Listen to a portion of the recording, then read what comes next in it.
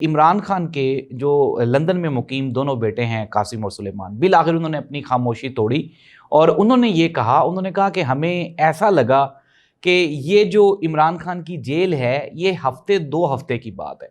और जब हमारे वालिद के साथ बात हुई तो उन्होंने हमें बताया कि ये आर्जी है, ये ख़त्म हो जाएगा। लेकिन उन्होंने कहा अब तो इंतहा हो गई है।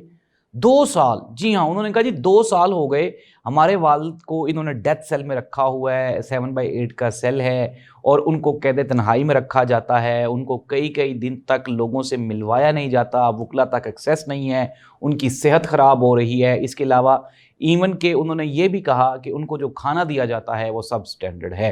तो नाज़रीन, ये जो इमरान खान के बेटे हैं इनके बारे में हुकूमत पाकिस्तान का ये मौक़िफ़ था। PMLN के कुछ मिनिस्टर्स ये कहते थे कि इमरान खान के जो साहबजादे हैं इमरान खान के साथ वो बात ही नहीं करना चाहते।